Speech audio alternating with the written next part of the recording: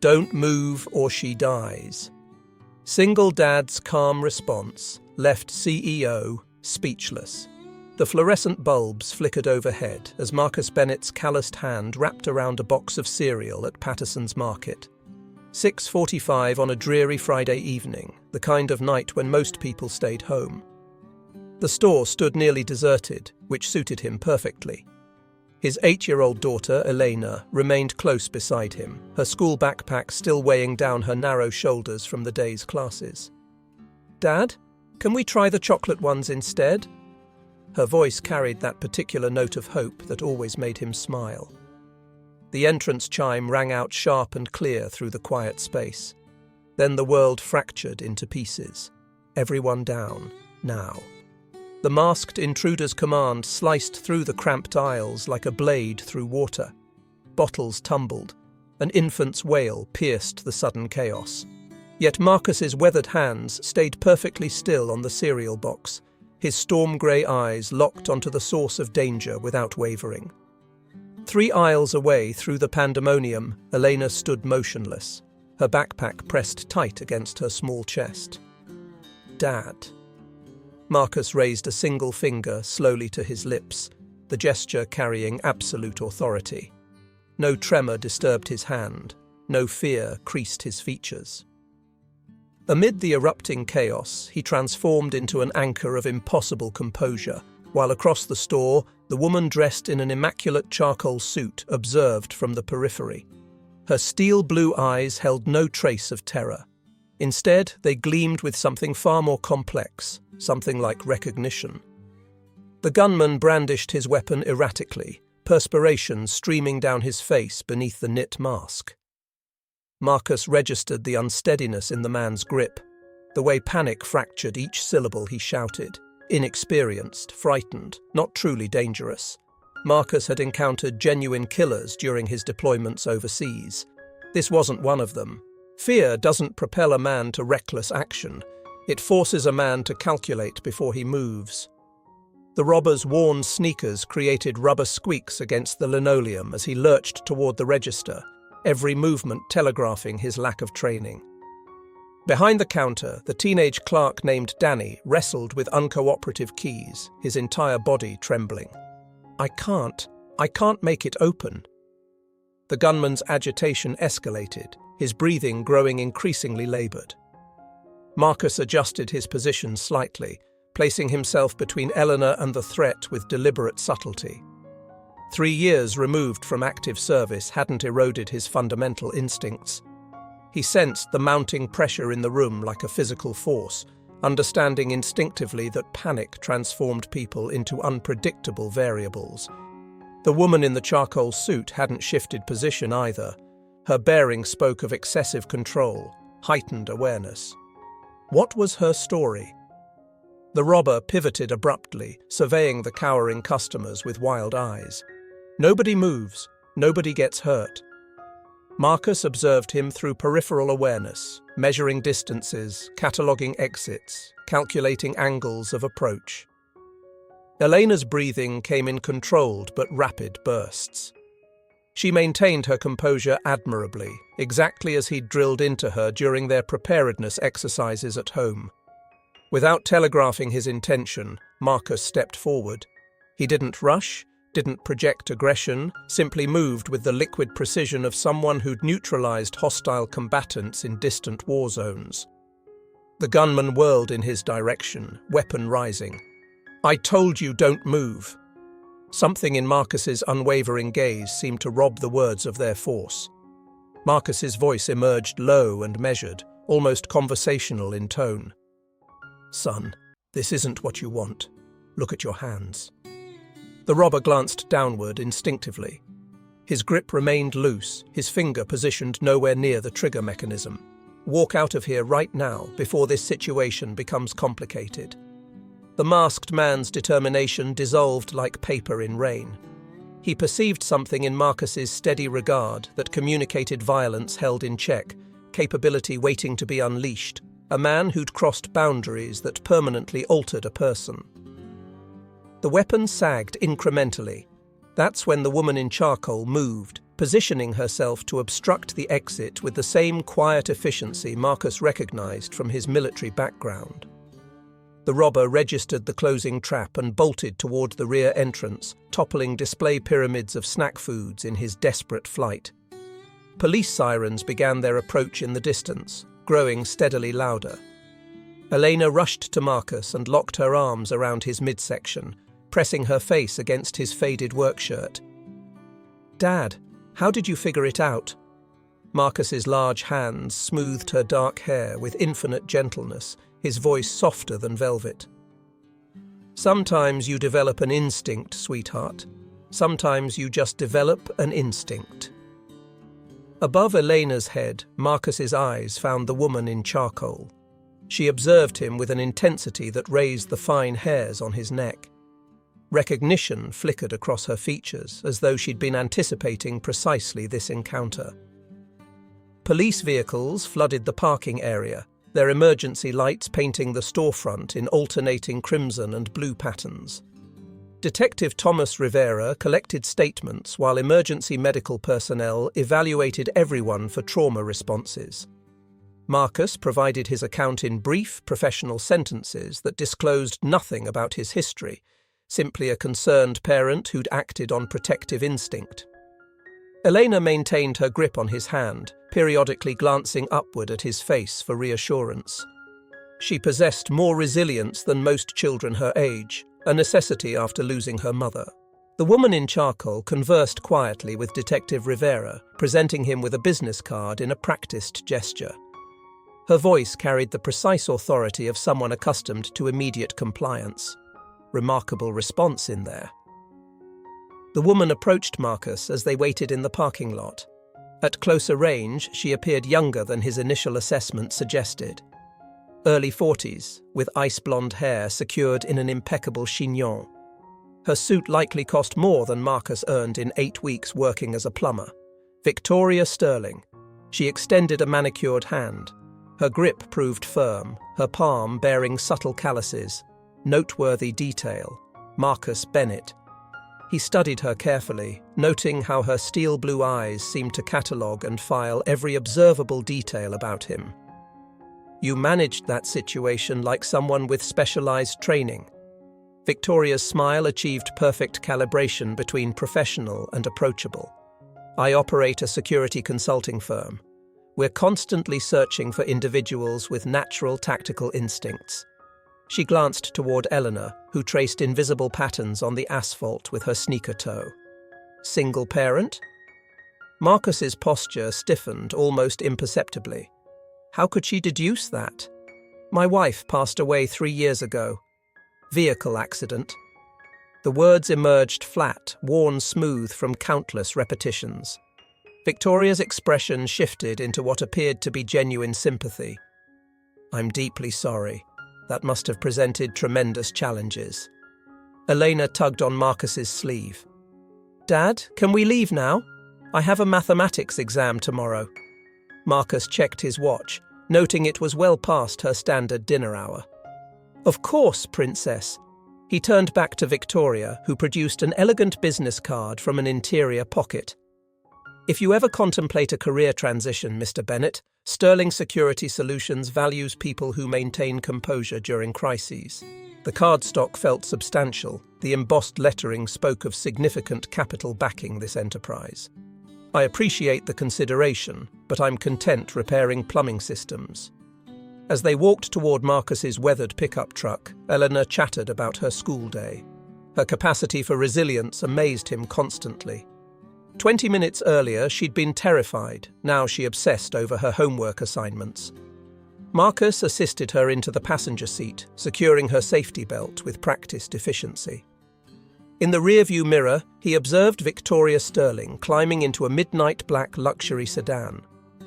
She remained behind the wheel for an extended moment, conducting a phone conversation before departing. Something about her presence felt calculated, too convenient, appearing in that specific store at precisely that moment. Stories like this require patience to unfold properly. Remain with me. What transpires next might prove valuable someday. Marcus's two-story residence on Oakwood Street resembled every other house in their subdivision. Cream siding, green shutters, a modest front lawn requiring attention. Elena raced ahead to unlock the entrance while Marcus retrieved groceries from the truck bed. No cereal, thanks to the evening's disruption. He'd need to remember another store visit tomorrow. Inside, the house retained the scent of jasmine candles Jennifer used to burn each evening. Marcus had ceased lighting them after the accident, yet the fragrance persisted in the walls, in the furniture, in the spaces between memories. Elena spread her homework materials across the kitchen table while Marcus reheated leftover pasta. "Dad, why wasn't that man scary to you?" She looked up from her multiplication worksheets, pencil suspended above the paper. Marcus weighed his response carefully. How does one explain to an 8-year-old that certain men carry violence like old scars, that some fears never truly dissipate, but merely get buried beneath layers of ordinary existence? "I experienced fear, sweetheart. But sometimes being frightened means you must summon extra courage. Not the complete truth, but truth enough." After Eleanor's bedtime, Marcus sat on the rear deck with a beer and his laptop. Victoria Sterling's business card rested on the weathered table beside him. Sterling Security Solutions maintained an impressive website. Corporate clientele, government contracts, facilities in multiple states. Victoria's biographical photograph displayed the same confident smile she'd worn at the market. Chief Executive Officer and founder, graduated with highest honours from prestigious universities, former consultant with several elite firms. Yet something felt rehearsed about the entire presentation, like a performance engineered to impress rather than inform authentically. The October night air carried scents of burning leaves and distant cooking smoke. Suburban perfection personified. 3 years ago, he'd believed this existence would suffice. Quiet employment, quality schools for Elena, neighbours who respected boundaries. But tonight had awakened something he'd laboured intensely to suppress. That instantaneous assessment of threat versus opportunity, the cold mathematics of violence. Jennifer used to worry about that aspect of him, the part that returned from overseas fundamentally altered. Now she was gone, and he existed alone with whatever darkness resided behind his eyes. Marcus dialed a number he rarely used. After 3 rings, a gravelly voice answered. "Bennett, it's been forever. Everything good with the kid?" Derek Sullivan. Army Rangers, served multiple deployments with Marcus before losing his lower left leg to an improvised explosive device. Now operated his own security consulting business, considerably smaller than Sterling. "Elena's fine. Listen, what intelligence do you have about Sterling Security Solutions?" A pause on the line, the sound of ice shifting in a glass. High-caliber operation, corporate clients, government connections. Why? Marcus explained the market incident, Victoria Sterling's employment proposition. Derek listened without interruption, a skill cultivated through years of tactical briefings. Wealthy people only notice guys like us when they require something unpleasant accomplished. You distance yourself from that world, Marcus. Nothing there except complications for men who work with their hands. Marcus rotated the beer bottle between his palms, feeling the cold glass against his calluses. "Appreciated, brother. How's the prosthetic?" Derek's laugh carried sandpaper roughness. "Aches during rain, which proves convenient since I relocated to the Pacific Northwest." After disconnecting, Marcus studied Victoria Sterling's business card for an extended moment before setting it aside. Whatever strategy she was executing, he wanted no involvement. Monday morning arrived overcast and drizzling. Marcus delivered Elena to Riverside Elementary and drove to his first service appointment. Mrs. Nakamura's kitchen sink backed up again, probably tree roots infiltrating the main drainage line. He'd been postponing the expensive permanent repair, hoping temporary solutions would hold. Marcus parked his service van in the driveway and retrieved his toolbox from the cargo area. The familiar weight of wrenches and pipe connections felt reassuring in his hands. Honest labor, predictable problems with logical solutions. Mrs. Nakamura, 84 and fiercely independent, greeted him at the entrance in a floral robe. She'd terminated 3 plumbers before discovering Marcus, declaring the others incompetent, overpriced, or both. "You repair correctly this time. No more temporary fix." Marcus smiled. Mrs. Nakamura possessed a talent for cutting directly to essential matters. "Depends whether you're prepared to pay for the permanent solution." Her eyes narrowed behind thick lenses. "How much?" Marcus quoted a figure that made her grimace but not protest. Progress indeed. As he arranged his tools in precise rows on a protective cloth beneath the sink, Mrs. Nakamura hovered nearby, monitoring his every action with sharp scrutiny. She reminded Marcus of his drill instructor sometimes. "Your hands understand what they're doing, not like other plumbers who guess and damage more things. Tools don't deceive.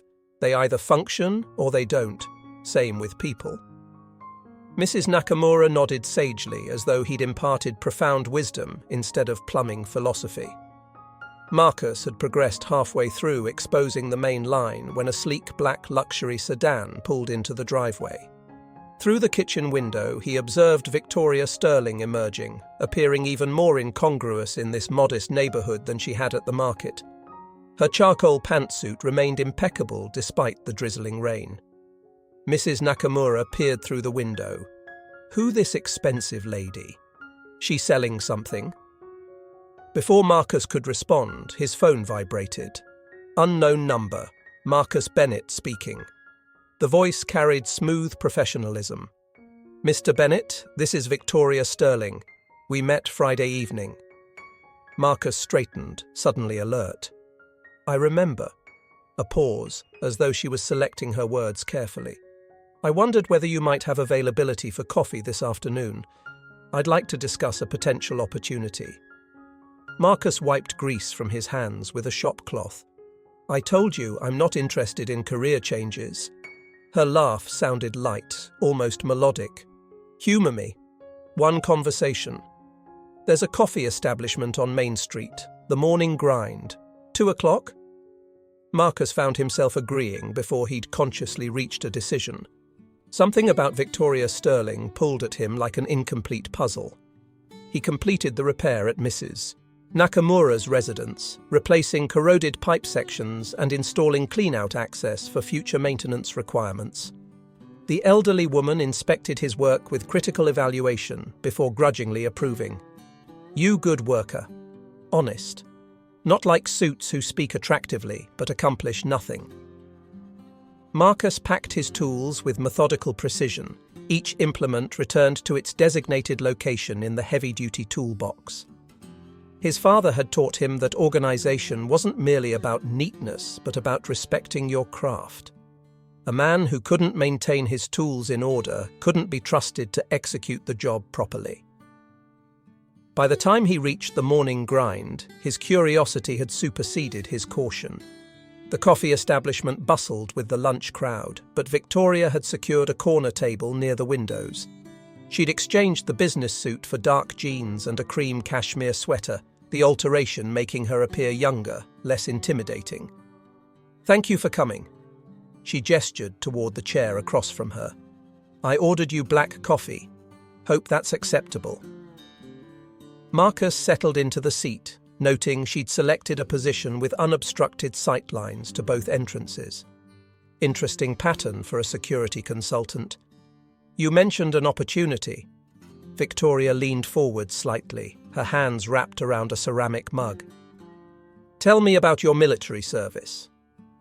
The question struck like ice water. Marcus's expression became carefully neutral. "What makes you assume I served in the military?" Her smile conveyed knowledge, almost predatory awareness. "Your posture, the way you evaluated that situation Friday night. You've experienced combat." Marcus's jaw tightened. He disliked being analyzed, categorized, filed away in someone else's mental database. Afghanistan, multiple deployments, Army Rangers. The words emerged clipped, discouraging follow-up questions. Victoria nodded slowly. "Thank you for your service. I understand that's not easy to discuss." She paused, appearing to weigh her next words. "How would you feel about utilizing those skills again? In a civilian capacity, naturally." Marcus pushed back from the table. "I'm not interested in becoming a hired weapon." Her laugh came sharp, almost bitter. "Neither am I, Mr. Bennett. Neither am I." Victoria extracted a manila folder and slid it across the table. The Harrington family, Judge Lawrence Harrington, his wife Patricia Harrington. 2 children, ages 10 and 12. Marcus opened the folder reluctantly. Professional photographs, biographical data, residence address in the affluent section of Westchester County. They've been receiving threatening communications, detailed surveillance information. Someone knows their routines, their children's school schedules, their preferred restaurants. Law enforcement can't intervene until something actually occurs. She indicated photocopied letters included in the file. Read those and provide your assessment. The letters appeared printed on standard computer paper, no watermarks or distinctive typefaces, but the content made Marcus's skin crawl. Intimate details about the family's daily existence. Patricia's Tuesday yoga sessions, the children's extracurricular activities, Judge Harrington's route to the courthouse each morning. Whoever authored these had been observing for months, constructing a comprehensive profile of vulnerability. "Professional surveillance," Marcus muttered. "This isn't some unstable individual with a grievance." Victoria nodded grimly. "Which explains why we require someone with your particular expertise." Marcus closed the folder and returned it toward her. "Locate someone else." Victoria's fingers drummed against the table. "There's something additional you should understand about Judge Harrington." Her voice dropped to barely above a whisper. In 2018, he presided over a high-profile financial fraud case, Richard Caldwell versus the state. Marcus frowned. "Caldwell, like the judge's first name?" Victoria continued, her words measured and deliberate. Richard Caldwell was a minor accountant who became entangled in something far beyond his scope. The prosecution required a scapegoat. Judge Harrington ensured they obtained one, the implications suspended in the air between them like smoke. Marcus studied Victoria's face, searching for deception indicators, finding only hard edges of conviction. "You seem remarkably informed about this case." Her smile was razor-thin. "I make it my occupation to understand corruption in the justice system." She retrieved the folder back toward herself. "Richard Caldwell died in prison last year. Cardiac arrest induced by chronic stress and despair. He left behind 2 children who aged through foster care believing their father was a criminal."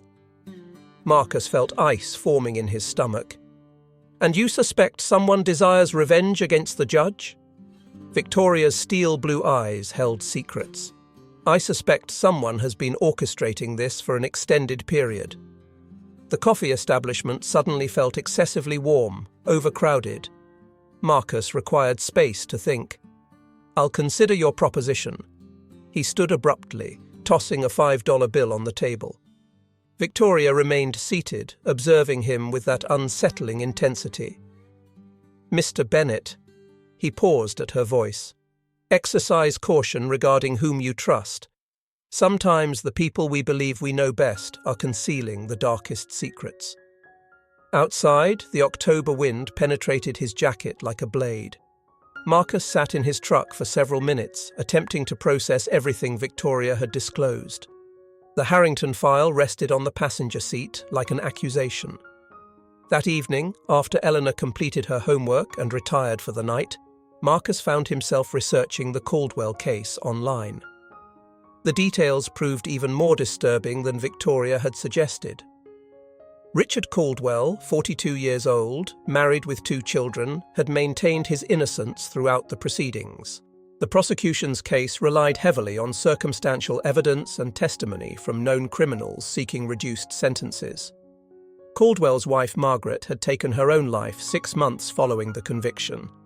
Their son Blake, 16, had fled from foster care and vanished. Their daughter Sophia, 12, had been placed in state custody. Marcus stared at the computer screen until the text blurred together. 2 children orphaned by a corrupt system. A father who died incarcerated for crimes he didn't commit. And now, someone was stalking Judge Harrington's family. The mathematics of vengeance was simple and brutal. Marcus exhaled slowly, attempting to process what he was reading. A chill coursed through him, unrelated to the autumn night. This transcended financial fraud. This concerned powerful men destroying entire families to protect themselves. He closed the laptop and walked to the rear deck. The night air filled his lungs as he gazed upward at the stars, attempting to reconcile his feelings. In Afghanistan, combat had been straightforward. Clear objectives, identified adversaries, defined missions.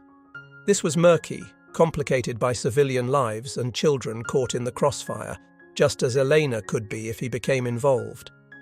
His instincts screamed that Victoria Sterling wasn't disclosing everything.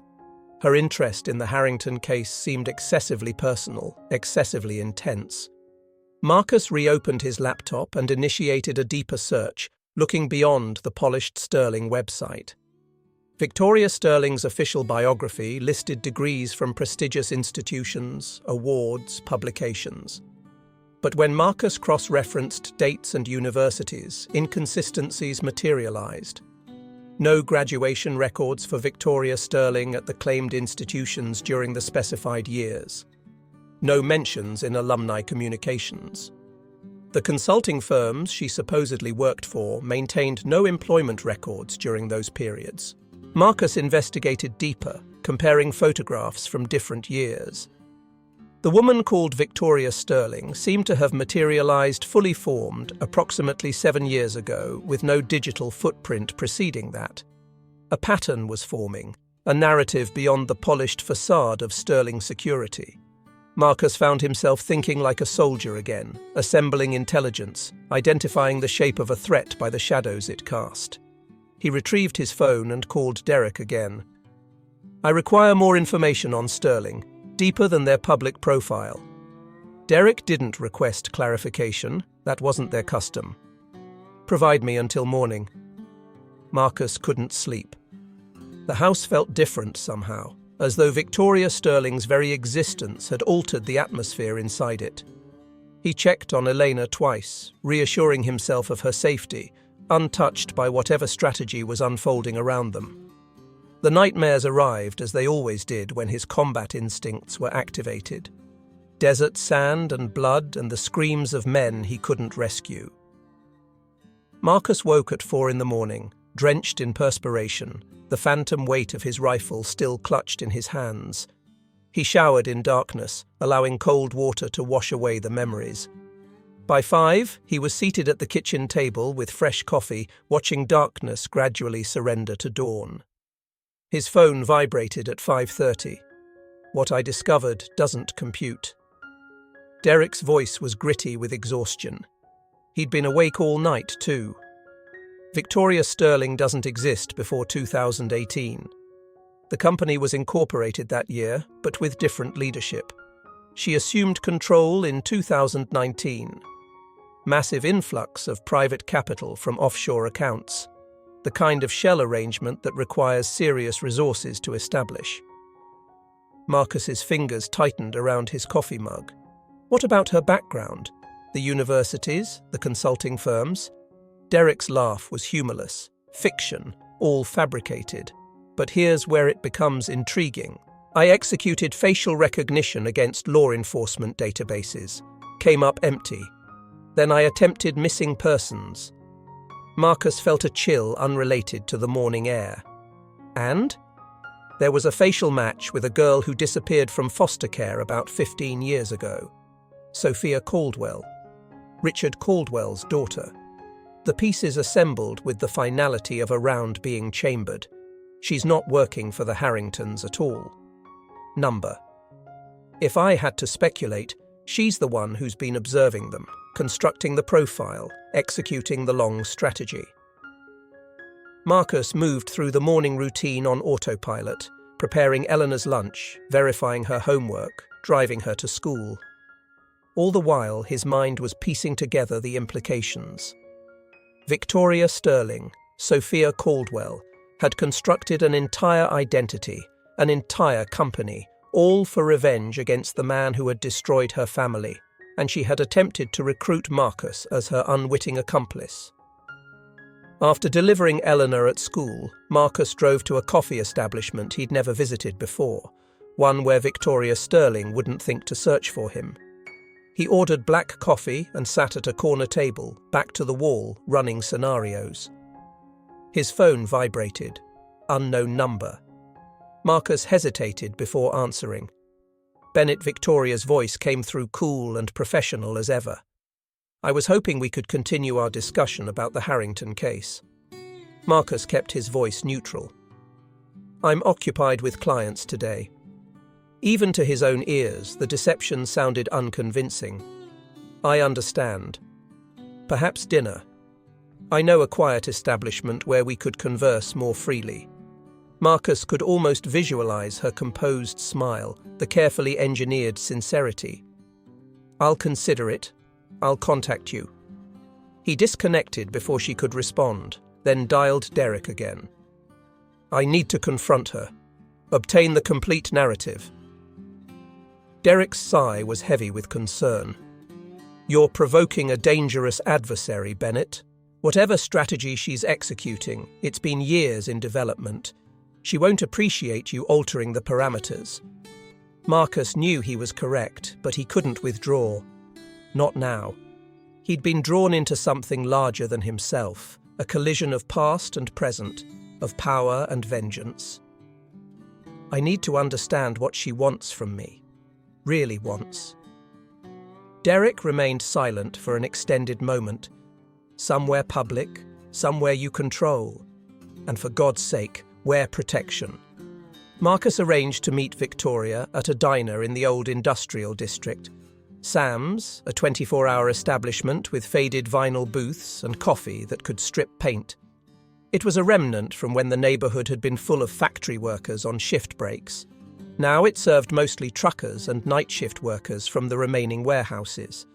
The diner had 3 exits and clear sight lines through large windows. Marcus arrived an hour early, parking his truck where he could observe all approaches. He called Mrs. Nakamura, asking if she could collect Elena from after-school care and keep her for several hours. The elderly woman agreed without hesitation. She had a soft spot for Eleanor, who reminded her of the granddaughter she rarely saw. Derek called at 6:30. I'm in position. Northeast corner, blue sedan. Marcus spotted the vehicle, a nondescript sedan that blended perfectly with the working-class neighborhood. Derek was skilled at invisibility when necessary. Thanks for the backup. Marcus's gratitude was genuine. Rangers looked after their own even years after discharge. Victoria's luxury sedan arrived at exactly 7. She parked directly in front of the diner, making no attempt to conceal her presence. Confident, perhaps excessively so.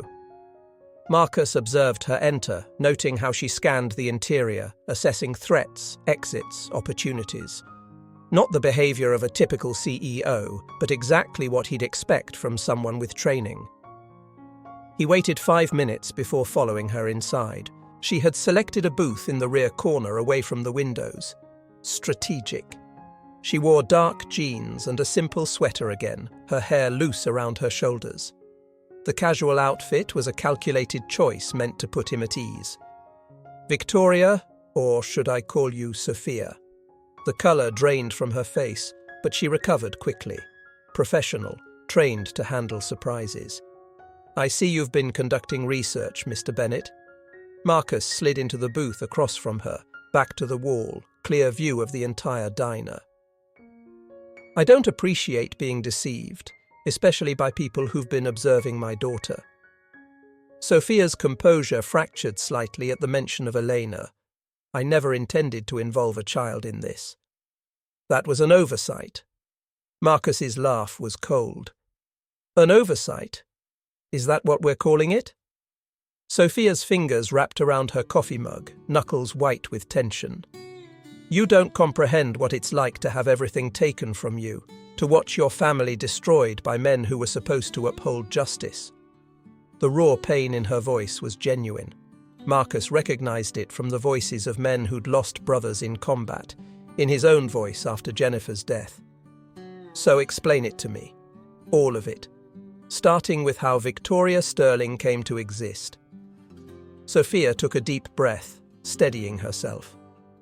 After my father was convicted, my mother couldn't cope. She took her own life 6 months later. My brother Blake and I went into foster care, different homes. He ran away, joined the military under a false identity. I remained, completed high school, obtained scholarships, started building the skills I would require. Marcus observed her face, searching for deception, finding only the hard edges of a survivor. My brother died overseas, improvised explosive device. By then, I had already started assembling the pieces, the financial fraud operation my father was accused of running. It was real, but he wasn't the architect, he was the scapegoat, and Judge Harrington knew it. She retrieved her phone, displayed an image, slid it across the table. A younger Sophia with a tall young man in military fatigues. The family resemblance was striking. Blake sent me this 2 weeks before he died, the last time I saw him. Marcus studied the photograph. The young man possessed the 1,000-yard stare Marcus recognized from his own mirror. He'd witnessed things, done things that had marked him. After Blake died, I had nothing remaining to lose. I changed my identity, used skills I'd acquired in college to create a new persona. Then I started constructing Sterling. Marcus's eyes narrowed. With what capital? Sophia's smile was bitter. Ironic, isn't it? I used the same financial fraud networks that destroyed my father. Took me 3 years to trace them, another 2 to siphon enough funds to start the company. Poetic justice. Marcus leaned back, processing. The woman across from him had spent 7 years constructing an elaborate revenge strategy, building an entire company as a front for her true purpose. And the Harrington family, the threats? Sophia's expression hardened. I've been observing them, learning their routines, their vulnerabilities, just as they did to my family before they destroyed us. Marcus felt a chill crawl up his spine. You wrote those letters. It wasn't a question. Sophia nodded, unapologetic. I needed a method to approach you that wouldn't raise suspicions. A security concern for a high-profile client seemed the obvious choice. The calculation of it all was breathtaking.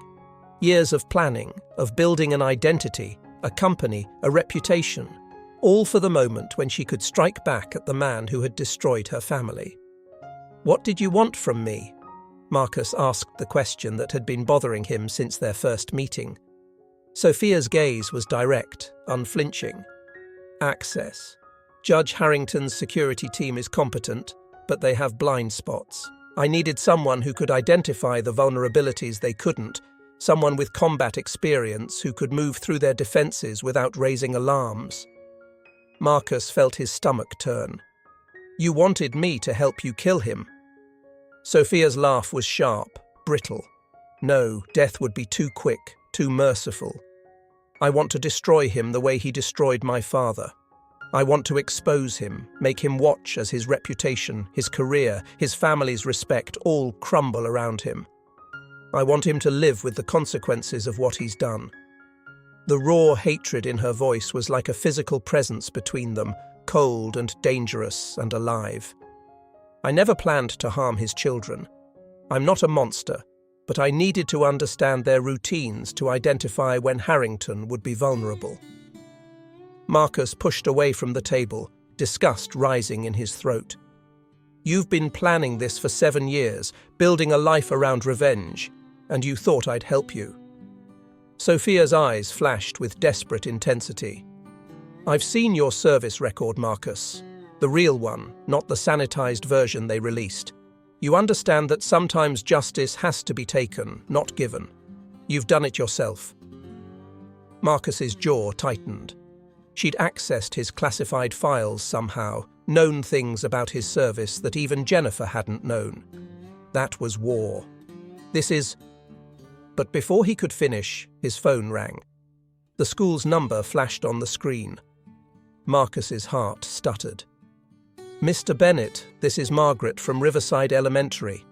I'm calling because Eleanor wasn't at pickup and we can't seem to reach your emergency contact, Mrs. Nakamura."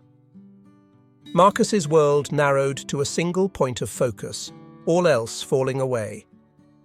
"What do you mean she wasn't at pickup? She should have been in after-school care until 5:30. The woman's voice was apologetic, concerned. According to her teacher, a woman came to collect her early. She had proper identification and was on your approved list, a Miss Sterling. The blood drained from Marcus's face. He looked up at Sophia, whose expression had shifted from defiance to confusion. "I never collected your daughter." Marcus was already moving, heading for the door, phone pressed to his ear. "Call the police now. Report her missing." Outside, the October air hit his lungs like a physical blow. Derek was out of his vehicle, moving toward him with the uneven gait of a man with a prosthetic leg, but the combat readiness still evident in every line of his body. "What's wrong?" "Elena's missing. Someone using Sterling's name collected her from school." Sophia burst through the diner door behind them, her face pale with shock. "Marcus, I swear I had nothing to do with this." Derek's hand moved instinctively toward the concealed weapon under his jacket. "Who the hell is this?" Marcus's mind was racing, assembling pieces, seeing connections. Victoria Sterling, also known as Sophia Caldwell. She's been manipulating me, attempting to recruit me for a revenge operation against a judge. Derek's expression hardened, the affable civilian vanishing beneath the cold calculation of a combat veteran. "And now your kid is missing. Convenient timing." Sophia shook her head, genuine fear replacing her earlier composure. "This isn't me. I would never involve a child." Before Marcus could respond, his phone vibrated with a text message from an unknown number. The message made his blood freeze in his veins. "We have the girl. Pier 23, Harbour District. Come alone if you want to see her again." The phone vibrated again, this time with a photograph. Elena, tear-streaked but defiant, holding today's newspaper. Proof of life. Marcus's training took over, emotions locked down tight, mind shifting into operational mode. Save the child. Eliminate the threats. Everything else was secondary. Derek, reading over his shoulder, was already moving toward his vehicle. "I'll get my kit. Meet you there in 30.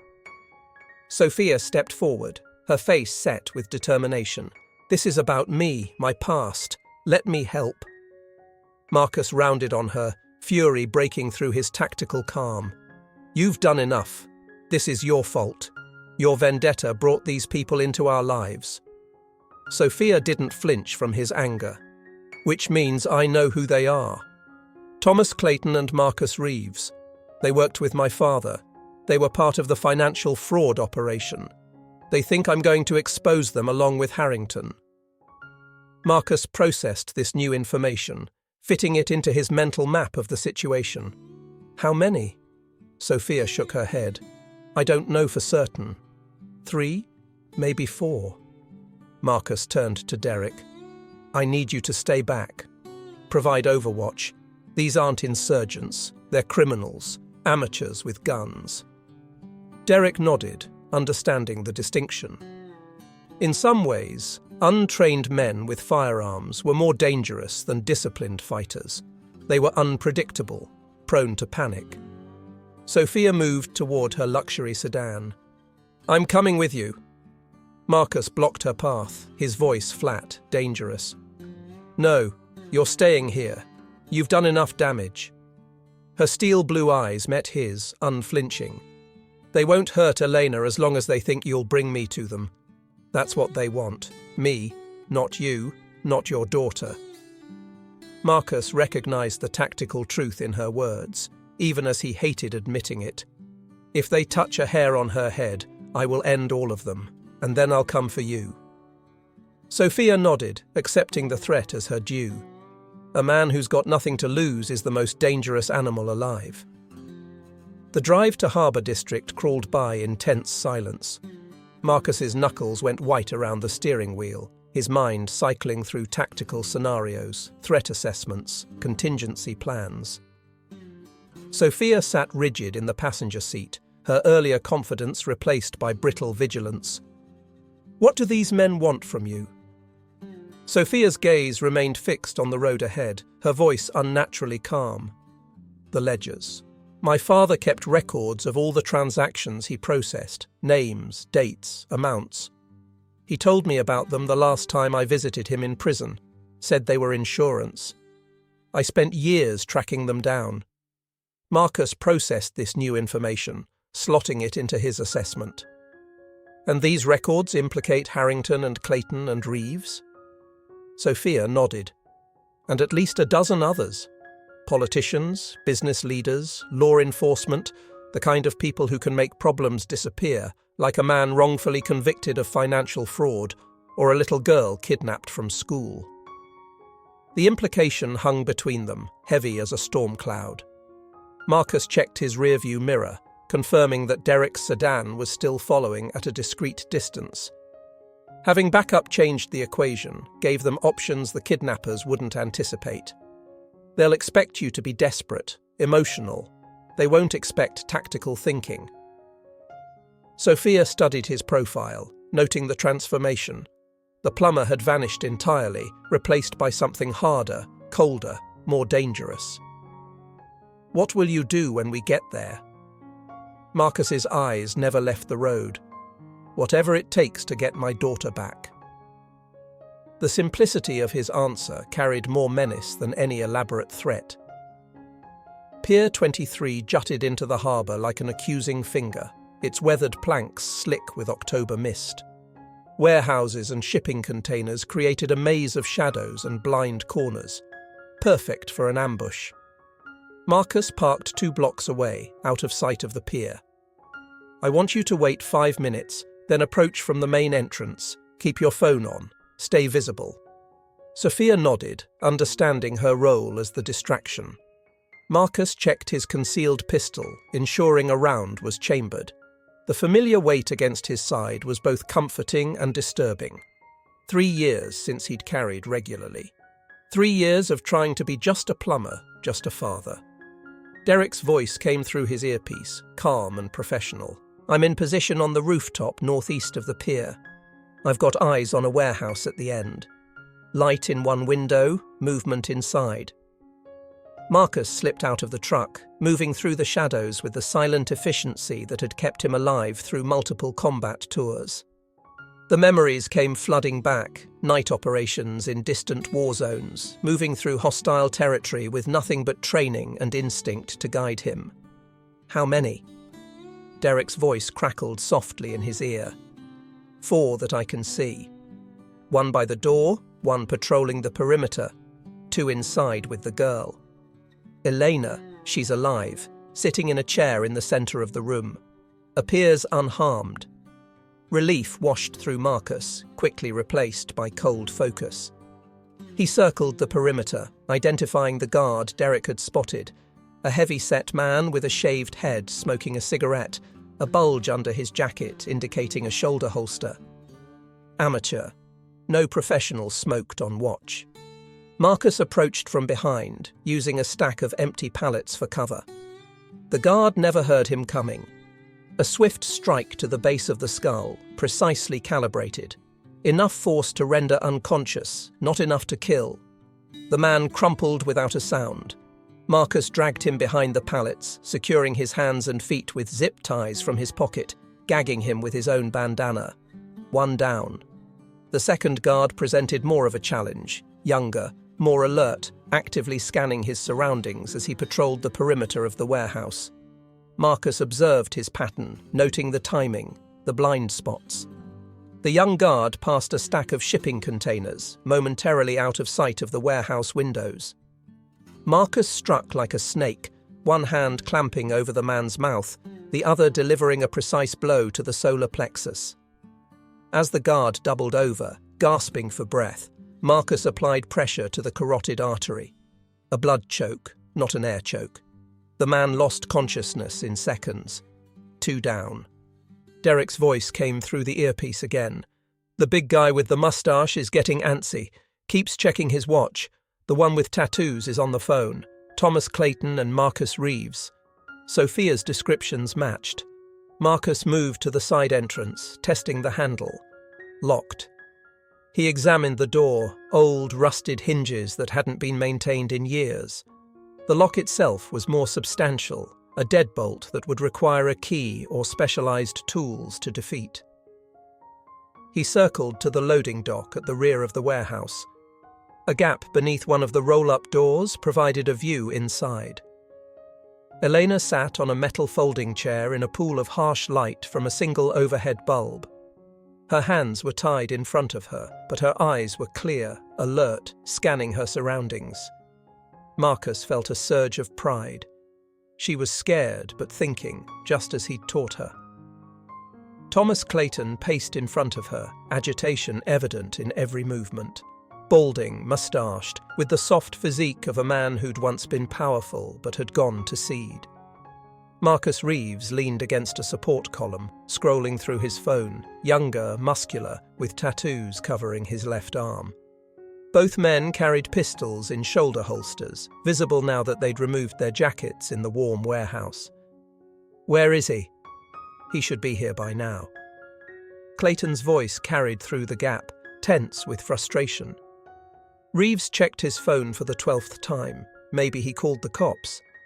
The third man, younger and nervous, fingered the grip of a pistol tucked into his waistband. "If he did, we're all going down." Clayton's voice cut through their bickering like a blade. "Nobody's going down. We deliver our message to Bennett. He passes it along to Sophia, and everybody walks away clean." But Marcus could see the lie in Clayton's eyes, could read the tension in his posture. These men were scared, desperate, backed into a corner where violence became inevitable. They had no intention of letting Elena go. This was an execution disguised as a negotiation. Sophia's voice came through the earpiece, tense but controlled. "I'm approaching the main entrance now."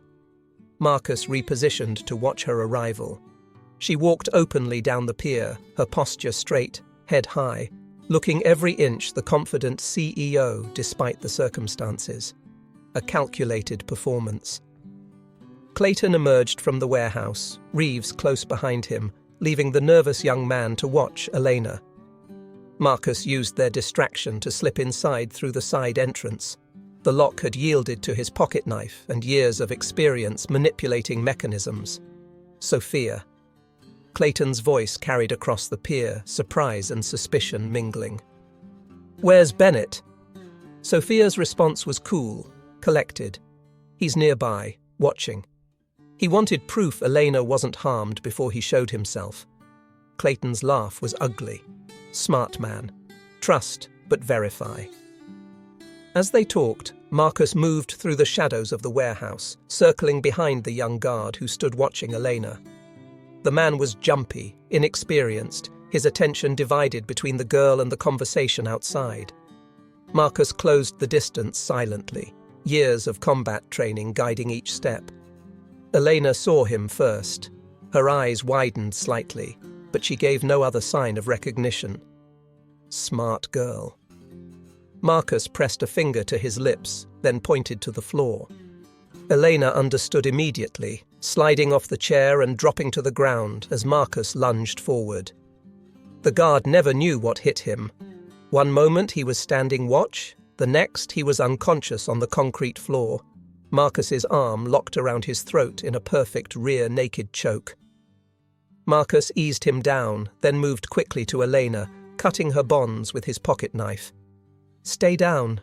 Stay quiet." His voice was barely a whisper. Elena nodded, her eyes wide but tearless. Marcus slipped his backup pistol into her hands, not to use, but to hide. A last resort if everything went wrong. Elena tucked it into her jacket pocket without question, understanding instinctively that this was not a toy, but a terrible responsibility. Marcus moved to the warehouse door, positioning himself to intercept Clayton and Reeves when they returned. Outside, Sophia was still talking, playing for time. "I have what you want, the ledgers, but I need assurances." Clayton's patience was clearly wearing thin. "You're not in a position to negotiate, Sophia. Or should I call you Victoria now? That's quite an operation you've built. Your daddy would be proud. Before Walsh shot him in prison, that is." Marcus froze, the words hitting him like physical blows. Before Walsh shot him in prison. The implication was clear, deliberate. These men knew exactly who he was, knew his military background, his specialized training. This wasn't a random kidnapping, it was a calculated trap. Sophia's composure cracked for the first time. "What are you talking about?" Clayton's smile was vicious. "You didn't know. Your father didn't die of cardiac arrest. He was shot during a prison riot by a corrections officer named James Bennett, Marcus's older brother." The revelation landed like a thunderbolt. Marcus felt the world tilt beneath him, past and present colliding with sickening force. James, his estranged brother, who'd taken a job in corrections after washing out of the military. They hadn't spoken in years, not since the funeral. Clayton was still talking, twisting the knife with evident pleasure. "Isn't that a delicious irony? You spent years building this elaborate revenge scheme, and all along you've been working with the brother of the man who killed your father." Marcus could see Sophia's face, the shock and betrayal warring with disbelief. She hadn't known. This was new information to her as well. "You're lying."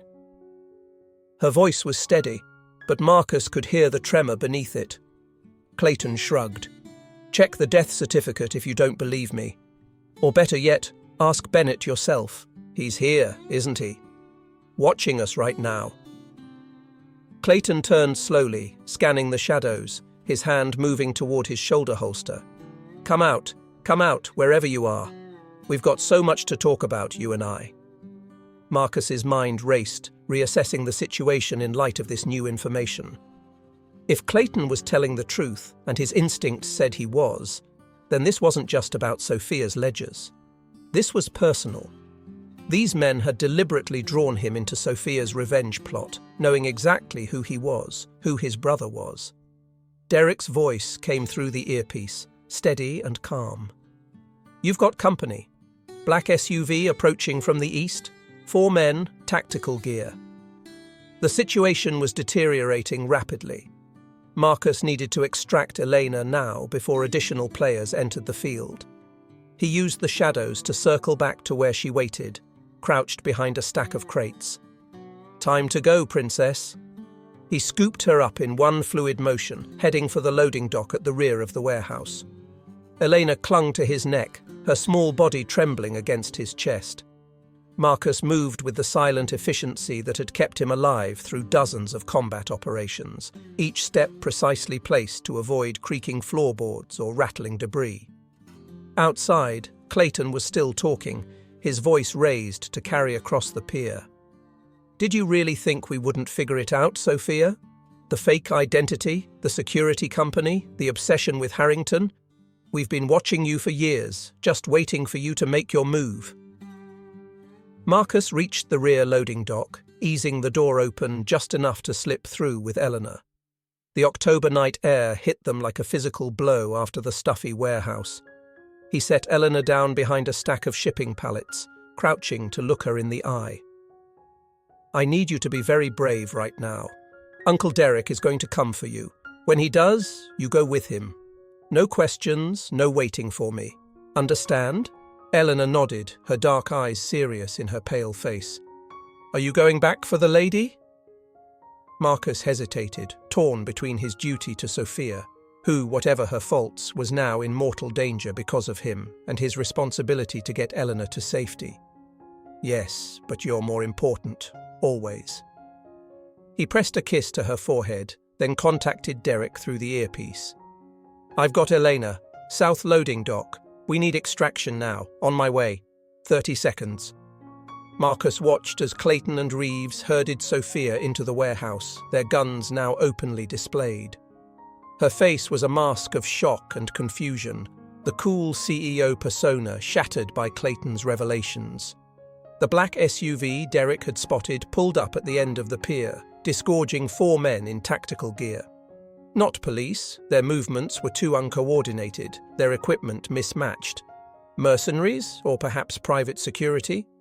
Either way, they complicated an already volatile situation. Derek appeared at the edge of the loading dock, moving with surprising agility despite his prosthetic leg.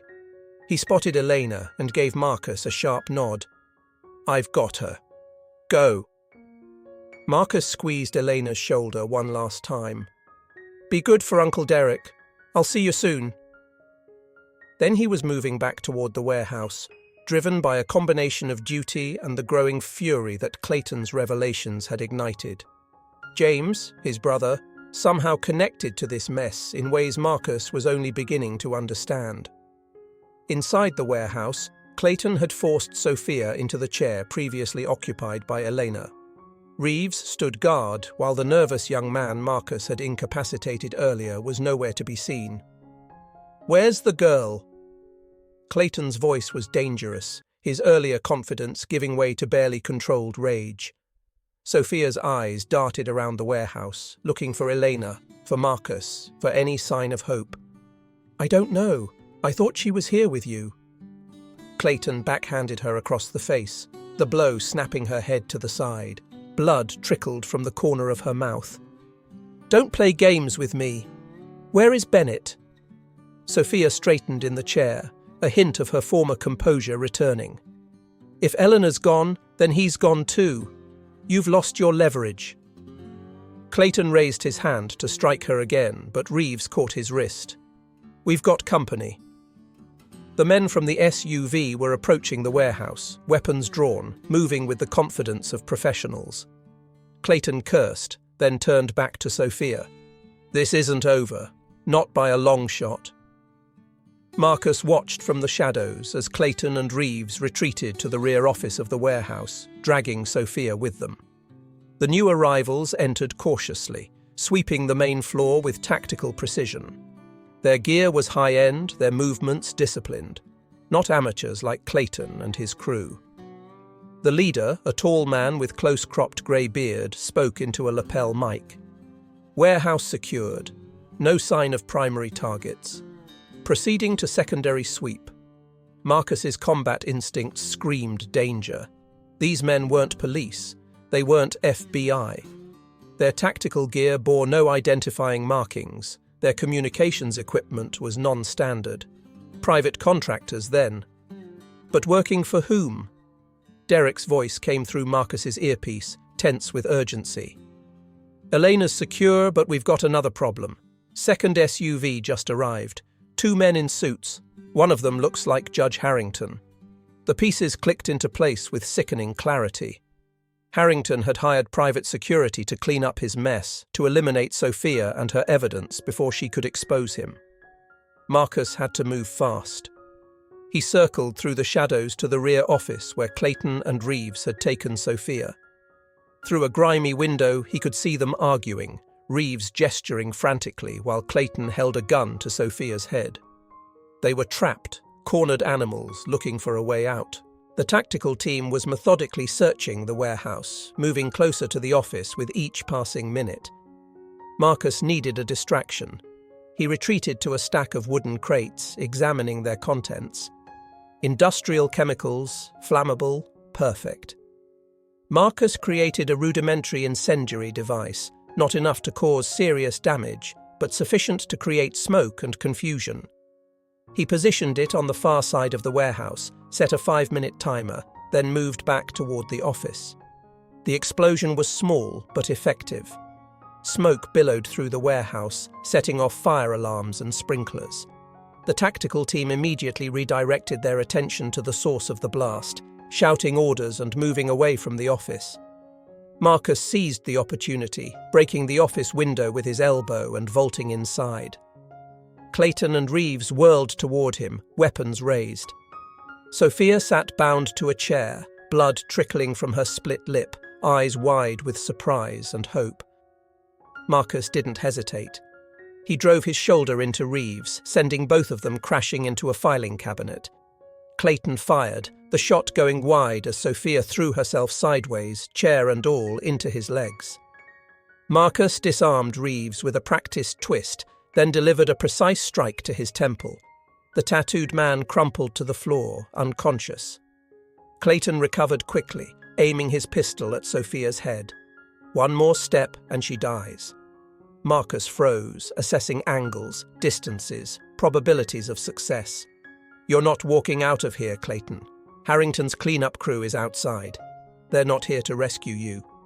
Doubt flickered across Clayton's face. "You're lying." Sophia's laugh was bitter despite her precarious position. "He's telling the truth. Harrington doesn't leave loose ends. And that's all we are to him now.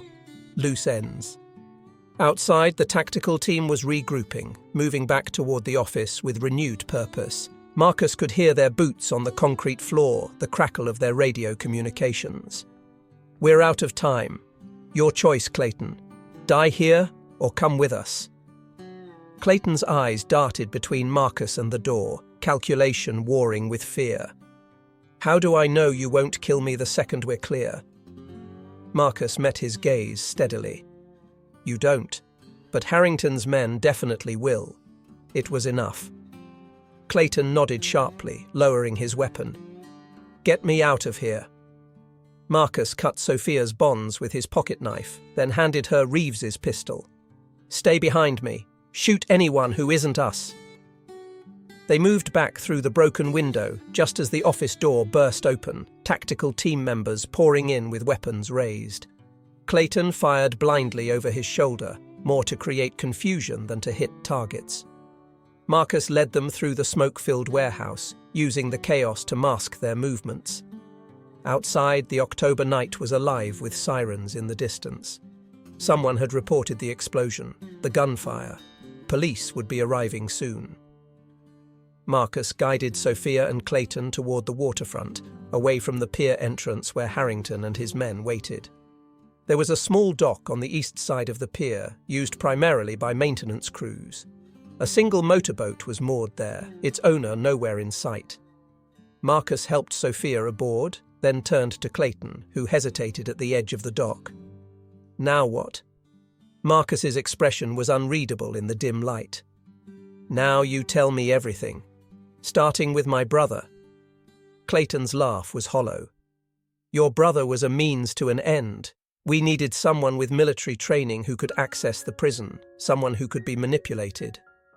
James Bennett had gambling debts, a failing marriage, and a chip on his shoulder about his more successful younger brother. He was perfect." Rage built in Marcus's chest, cold and precise. "You used him to kill Caldwell." Clayton shrugged. "We convinced him Caldwell was a threat to national security, that taking him out was a patriotic duty. He believed us right up until he put a bullet in his own head 3 months later. The revelation hit Marcus like a physical blow. James had committed suicide. Marcus had assumed it was the gambling, the divorce. He'd never imagined his brother had been manipulated into becoming an assassin, then discarded when he was no longer useful. Sophia's face was pale in the moonlight, shock and grief battling for dominance. "My father was executed. And your brother?" The implication hung between them, terrible in its simplicity. They had both lost family to the same conspiracy, unwitting pawns in a game played by men like Harrington and Clayton. The sound of boots on wood brought Marcus back to the present. The tactical team had found their trail, was moving toward the dock with purpose. Marcus shoved Clayton into the boat, then jumped in himself, starting the engine with practiced ease. The small craft roared to life, carrying them away from the pier just as the first bullets hit the water around them. Sophia crouched low in the boat, her earlier composure shattered by the night's revelations. "Where are we going?" Marcus steered the boat toward the opposite side of the harbour, putting distance between them and their pursuers. somewhere safe, somewhere we can regroup. Clayton huddled in the bow, his earlier bravado replaced by grim resignation. There is no safe, not from Harrington, not from the people he works for.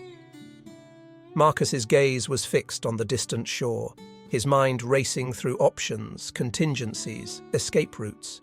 Tell me about the ledgers. Sophia wiped blood from her lip, her eyes hard in the moonlight. They're in a safe deposit box, Metropolitan Trust Bank. I was planning to use them to destroy Harrington legally, to expose the financial fraud operation, all of it.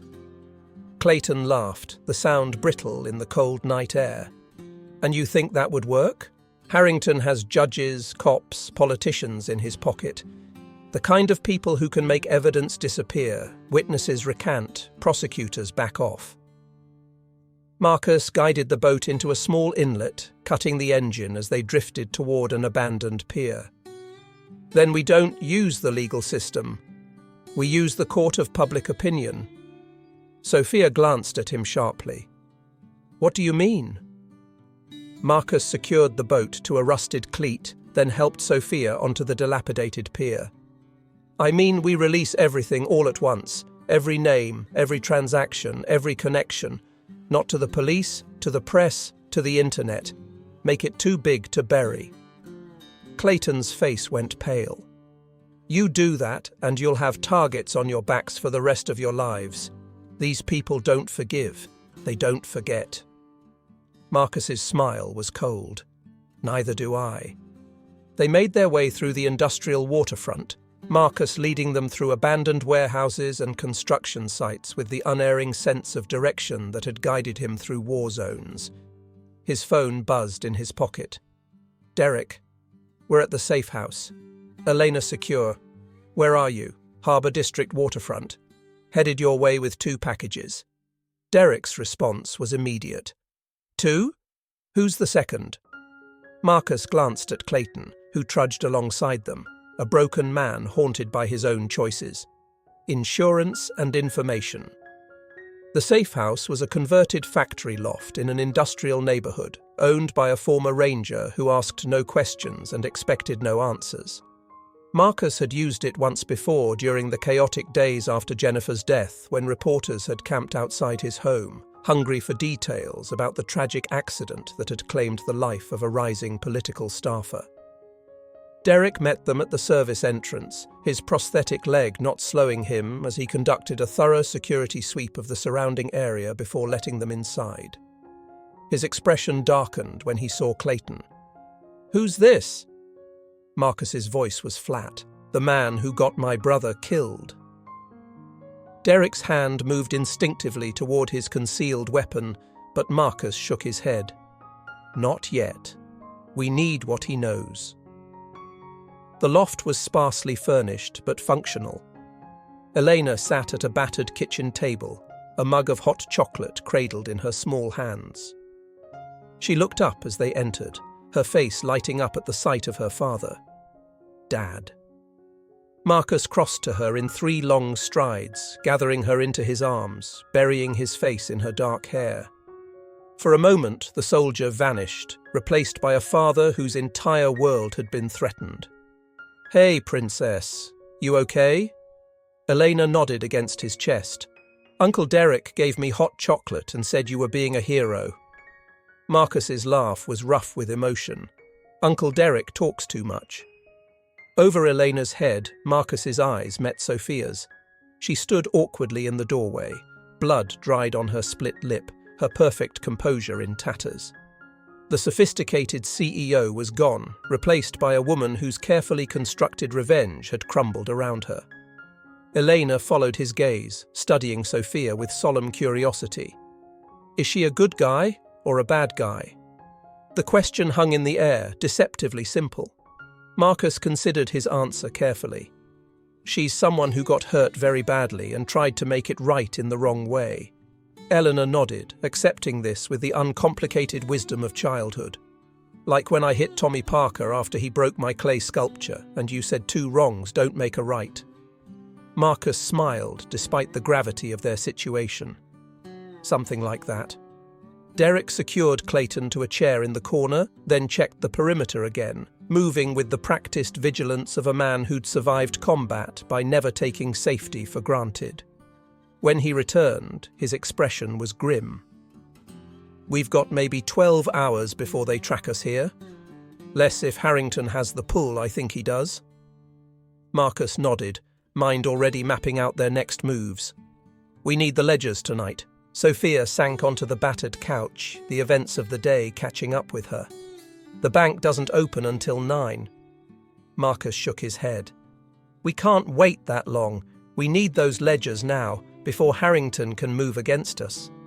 Sophia's laugh was bitter. "What do you suggest? Breaking into Metropolitan Trust Bank in the middle of the night?" Derek and Marcus exchanged a look, years of shared combat experience communicating volumes in a single glance. Not the bank, the night deposit box. Sophia stared at them, realization dawning. "You can't be serious." Marcus was already moving, checking his weapon, gathering supplies from the safe house's emergency cache. Deadly serious. "Derek will stay with Elena and our guest. You're coming with me." Sophia pushed herself off the couch, wincing as the movement aggravated injuries from her earlier rough handling. "And if I refuse?" Marcus's gaze was level, unflinching. "Then you're on your own, and Harrington will find you long before you find safety." It wasn't a threat. It was a simple statement of fact, delivered with the calm certainty of a man who understood precisely how dangerous their situation had become. Sophia studied him for a long moment, seeing beyond the plumber to the soldier beneath. Whatever she found there must have reassured her, because she nodded once, sharply. "What's the plan?" For the next hour, they worked with focused intensity, Marcus and Derek falling into the familiar rhythms of mission planning, while Sophia provided details about the bank's security systems, deposit procedures, and the layout of the branch where her safe deposit box was located. Clayton watched from his secured position, his earlier bravado replaced by grim resignation. Occasionally, he offered information about Harrington's resources, connections, likely responses to their actions. Marcus listened without comment, filing away details that might prove useful. Elena fell asleep on the couch, exhausted by the day's trauma. Marcus covered her with his jacket, brushing dark hair from her forehead with a gentleness that seemed at odds with the tactical precision of his planning. Sophia watched this tender moment, something complex flickering across her face. "She's a remarkable child." Marcus nodded, his voice soft to avoid waking Eleanor. "She's everything good about her mother and nothing bad about me." Sophia's expression softened. "I think you're wrong about that. She has your strength, your ability to stay calm in a crisis." Marcus studied Sophia, seeing beyond the sophisticated facade to the wounded child beneath, the girl who had lost everything and spent 7 years building an elaborate revenge to fill the void. "Why Harrington? Why not go after the people who actually killed your father?" Sophia's smile was bitter. Harrington was the gatekeeper, the one who made it all possible. Without him, the financial fraud operation would have been exposed years ago. He protected them, provided legal cover, made sure the right people were convicted and the wrong people walked free. A familiar pattern. Marcus had seen it in Afghanistan. Corrupt officials enabling criminal enterprises, sacrificing innocents to protect the guilty. Different context, same disease. And the company, Sterling? Sophia's laugh was hollow. A means to an end. I needed resources, connections, a way to move in the circles where Harrington operated. It took years to build the reputation, the client lists, the facade of respectability. Marcus recognized the calculation behind her actions, the strategic patience. In another context, it might have been admirable. You never intended to help the Harringtons with their security. It wasn't a question, but Sophia answered anyway. "No, I created the threat to give myself a reason to approach them, to get close enough to gather the final pieces I needed." Derek returned from his perimeter check, his expression grim. "Local police have an APB out for both of you. Sophia's picture is all over the news. CEO kidnapped during client meeting. Harrington spinning quite a tale. Marcus wasn't surprised. Harrington was covering his tracks, creating a narrative that would justify any action taken against them. Time to move. Sophia rose from the couch, her earlier exhaustion masked by renewed determination. If we're really doing this, I have conditions. Marcus raised an eyebrow, waiting. No one gets hurt, not even Harrington. This isn't about revenge anymore. It's about justice, real justice. The distinction mattered to her. Marcus could see it in her eyes, hear it in her voice. Whatever Sophia Caldwell had been planning for the past 7 years, tonight had changed her calculus. Agreed. But if it comes down to protecting Eleanor or keeping that promise, Eleanor comes first, always. Sophia nodded, understanding, as it should be. Marcus turned to Derek, clasping his shoulder in a gesture that conveyed more than words could express. Keep them safe. If I'm not back by dawn... Derek cut him off with a sharp nod. I'll get them out. Canada first, then off-grid. I've still got contacts who don't ask questions. Marcus knelt beside Elena, pressing a kiss to her forehead, inhaling the sweet scent of her hair, committing it to memory. Just in case. Let's go. The night was cold and clear, the October sky scattered with stars that seemed indifferent to the human drama unfolding beneath them. Marcus drove a nondescript sedan Derek had acquired through channels better left unexamined, navigating the late-night streets with confident precision. Sophia sat beside him, her earlier poise returning with each mile that separated them from the warehouse confrontation. She'd washed the blood from her face, smoothed her hair, straightened her clothing. Armor being reassembled piece by piece. You never told me about your brother.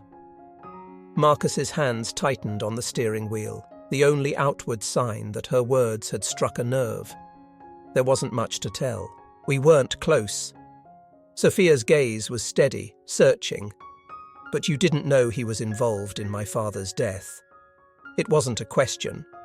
Marcus answered anyway. Number. I thought he killed himself because of gambling debts, because his marriage fell apart. I never imagined... The words trailed off, unnecessary. Sophia nodded, understanding the weight of what remained unsaid. My father was innocent of the financial fraud. At least, Connor glanced at her, noting the qualification. But not innocent of everything. Sophia's smile was sad. Few of us are. He knew what the company was doing, knew the money wasn't clean, but he was a bookkeeper, not a mastermind. He processed transactions, maintained records. He didn't ask questions until it was too late, until Harrington needed a scapegoat and my father was convenient. They lapsed into silence as Marcus navigated through the near-empty streets of the financial district. The towering buildings stood dark except for security lighting, the sidewalks empty of the suits and briefcases that would flood them in the morning. Metropolitan Trust Bank occupied the first floor of a modern glass and steel structure on Wall Street. During business hours, it would be bustling with activity, tellers, loan officers, wealth managers catering to the financial district's elite clientele. Now it was dark, the only sign of life a security guard visible through the front windows making his hourly rounds. Marcus parked 2 blocks away, out of sight of the bank's security cameras.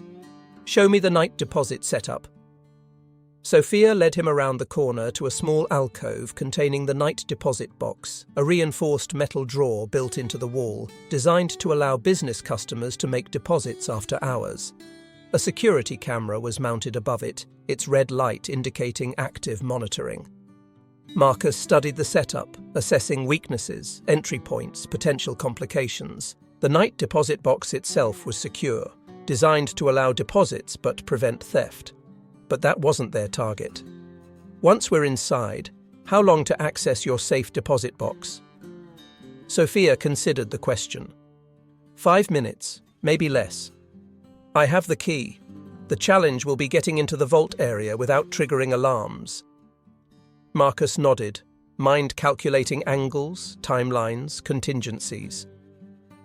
There's a service entrance on the east side. Delivery companies use it for restocking ATMs and delivering supplies. It'll have security, but different from the main doors. Sophia raised an eyebrow. How do you know that? Marcus's smile was grim. I did multiple deployments in Afghanistan, identifying vulnerabilities in supposedly secure compounds. Banks follow patterns, predictable ones. They circled the block, Marcus noting security camera positions, entry points, potential escape routes. The service entrance was, as he'd predicted, a reinforced door with a keycard reader and a separate camera system. Can you get us through that door? Sophia studied the security setup, her expression thoughtful. Maybe. Sterling installed similar systems for several financial clients. The override codes tend to follow patterns. Marcus handed her his phone. Then let's find out what pattern this one follows. Sophia worked quickly, her fingers flying over the screen as she accessed databases, cross-referenced client installations, narrowed down possibilities. The CEO persona had returned fully now, confident and focused. I've got 3 potential override sequences. One of them should work. Marcus checked his watch. 2:17 in the morning. The security guard would make his next round at 3, giving them a narrow window of opportunity. Let's move. They approached the service entrance, staying close to the building to minimize their profile on security cameras. Sophia entered the first override code. The keycard reader blinked red. Denied. She tried the second code. Another red light. Come on, come on. The third code produced a different response. The keycard reader blinked green once, then yellow, requiring additional authentication. It wants a keycard with the right RFID signature. Marcus reached into his pocket, producing a small electronic device. A universal RFID emulator Derek had provided from his collection of specialized equipment. Try this. Sophia held the device against the reader. For a heart-stopping moment, nothing happened. Then the light turned green, and the door lock disengaged with an audible click. They slipped inside, finding themselves in a service corridor that ran behind the main banking floor. Motion sensors were visible at intervals along the ceiling, their status lights glowing red in the dimness. Sophia pointed to a control panel near the door. Service corridor sensors. They're on a separate system from the main floor. If I can access the control panel... But Marcus was already moving, reaching up to a ventilation grate in the ceiling, removing it with practiced ease to reveal a narrow crawl space above. We go over, not through. Sophia looked dubious. In these clothes, Marcus's expression was unsympathetic. Your choice.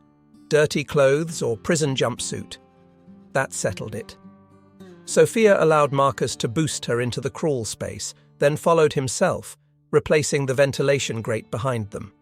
The space was cramped, dusty, and uncomfortably warm from the building's heating system. They crawled in silence, Marcus leading the way based on his mental map of the bank's layout. After what felt like an eternity of cramped movement, they reached a grate that overlooked the main vault area. Marcus peered through the slats, confirming it was empty of personnel. Wait here. He removed the grate carefully, then lowered himself into the room below with near-silent precision. After a quick scan for security measures, he gestured for Sophia to follow. She descended less gracefully but with admirable determination, brushing dust from her clothes as she oriented herself.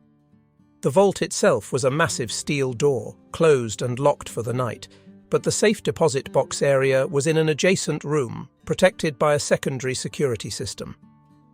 Sophia approached the keypad beside the door, entering a code from memory. My client access code. It won't get us through the main vault, but the safe deposit area uses a different system. The door unlocked with a soft click. Inside, rows of metal boxes lined the walls, each secured with a dual key system requiring both the client's key and the bank's master. Sophia moved directly to box 714, inserting her key. Then she hesitated, looking back at Marcus. "We need the bank's key too." Marcus examined the lock, then produced a set of specialized picks from an inner pocket of his jacket. Not necessarily. His hands moved with practiced precision, manipulating the lock mechanism with delicate pressure. Years of combat had given him skills that transferred surprisingly well to civilian applications, the ability to defeat security systems, to move undetected, to improvise solutions under pressure. The lock yielded after 30 seconds of focused effort. Marcus pulled the box from its nesting place, setting it on the central table. Sophia opened it with reverent care, revealing a stack of ledgers bound in faded leather, the pages yellow with age. My father's records, every transaction, every name, every account number. Marcus glanced at his watch. 2:43 in the morning. The security guard would begin his rounds in 17 minutes. "We need to move." Sophia hesitated, her hand hovering over the ledgers. "There's something else." From beneath the ledgers, she withdrew a small flash drive. Digital copies. Everything scanned, indexed, searchable. I spent years preparing this. Marcus nodded, impressed despite himself by her thoroughness, her commitment to her cause. "Let's go."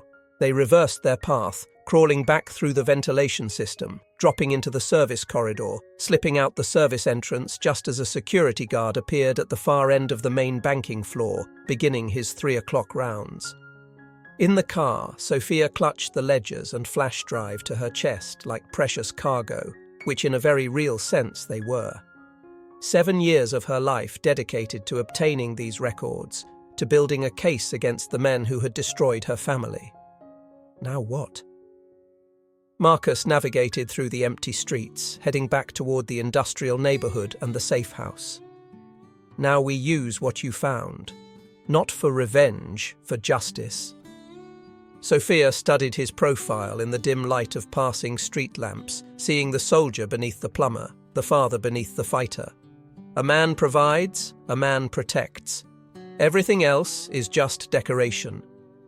The words hung between them, a simple philosophy that somehow encompassed everything Marcus Bennett believed about the world, about his role in it, about the responsibilities that defined him. Back at the safe house, Derek met them at the door, his expression grim. "We've got a problem." Derek's words hung in the air as Marcus and Sophia entered the safe house. Eleanor was still asleep on the couch, but Clayton was gone. In his place sat Detective Thomas Rivera, his service weapon holstered but visible at his hip.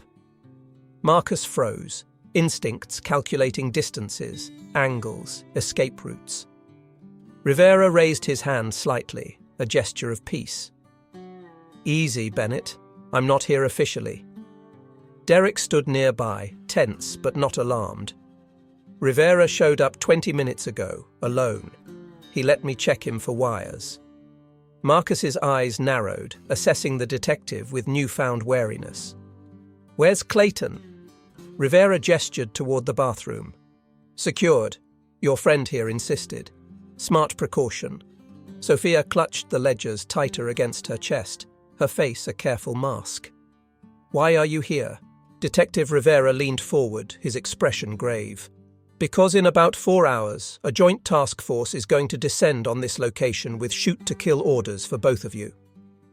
Marcus didn't react outwardly, but his mind raced, recalibrating. "How did you find us?" Rivera's smile was grim. "I've been tracking Harrington for 3 years. When Sophia Caldwell appeared on the radar, I started watching her too. When both of you disappeared from that warehouse, I figured you'd head somewhere familiar.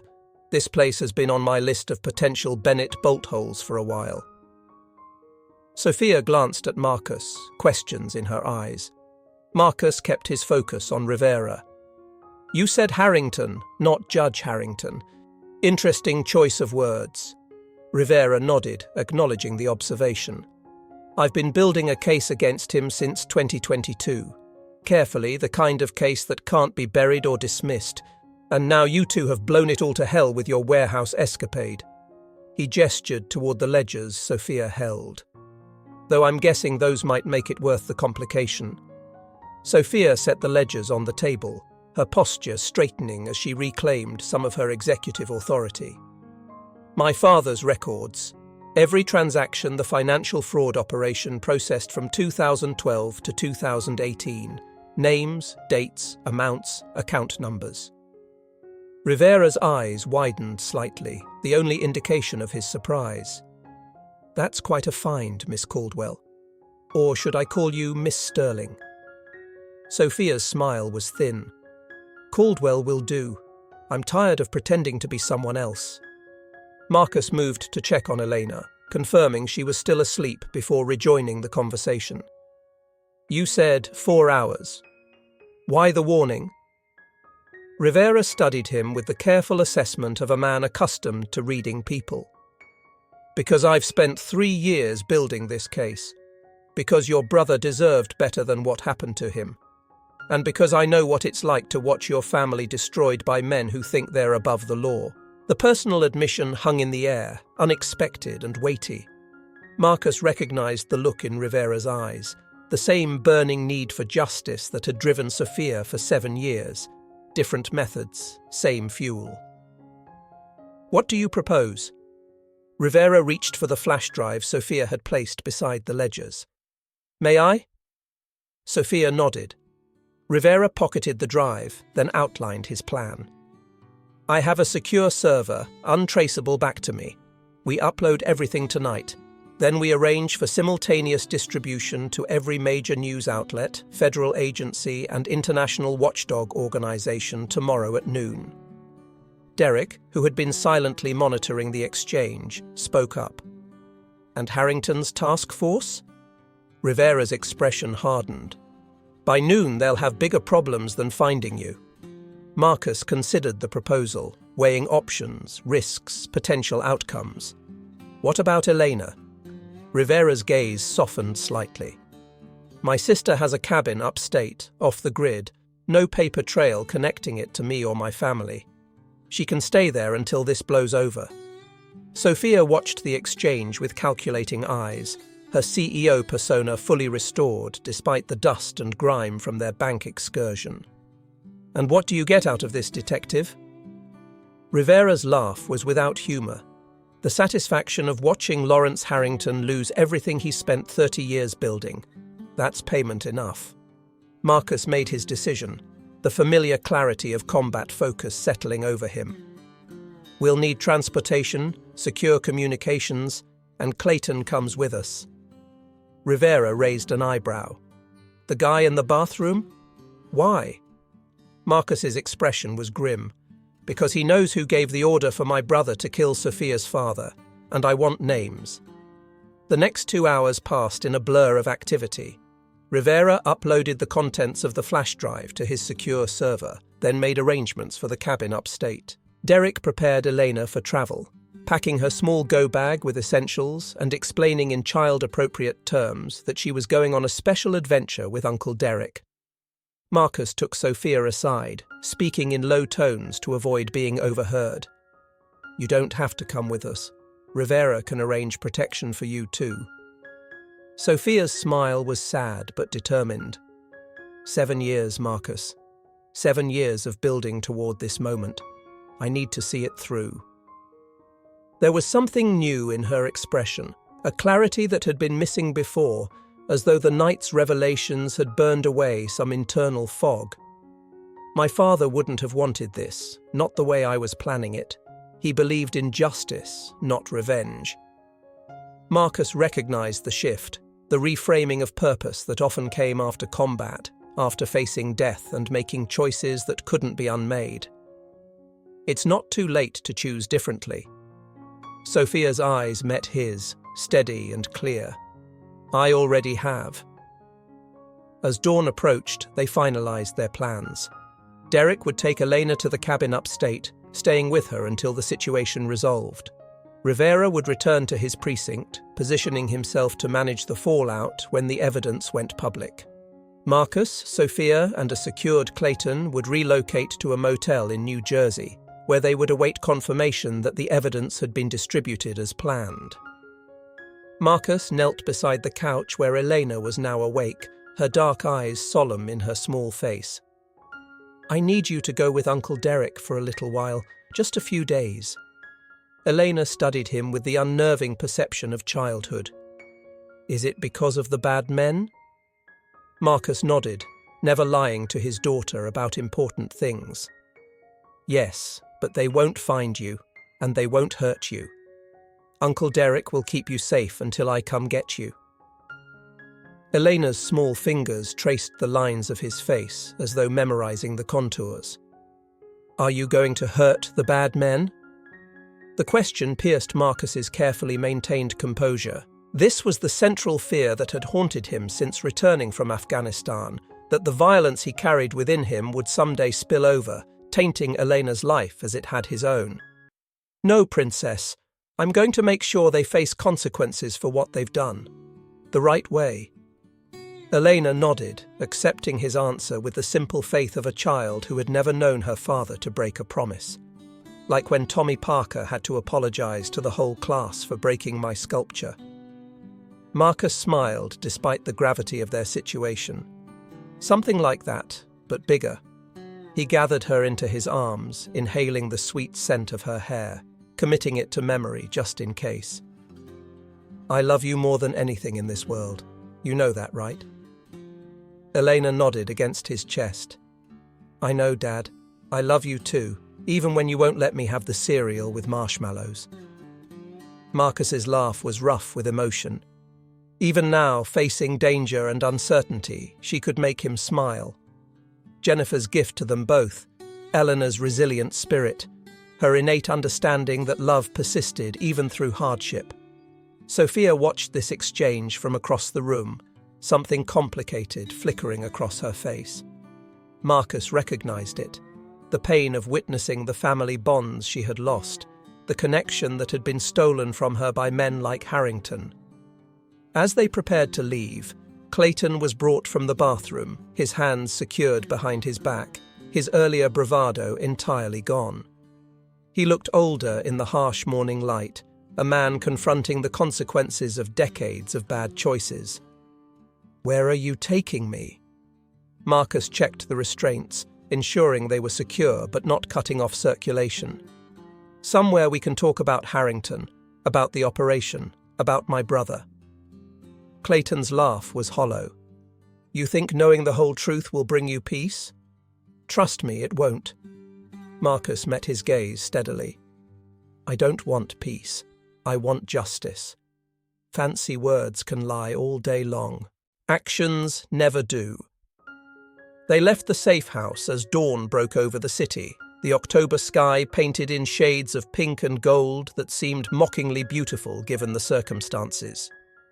Rivera departed first, returning to his precinct to begin laying groundwork for the evidence release. Derek followed with Elena, driving a nondescript sedan with rental plates that couldn't be traced back to any of them. Marcus, Sophia, and Clayton took Rivera's personal vehicle, an aging Jeep Cherokee with tinted windows and New York plates. Marcus drove, Sophia beside him in the passenger seat, Clayton secured in the back. They crossed into New Jersey as the morning rush hour began, blending into the stream of commuters heading away from the city.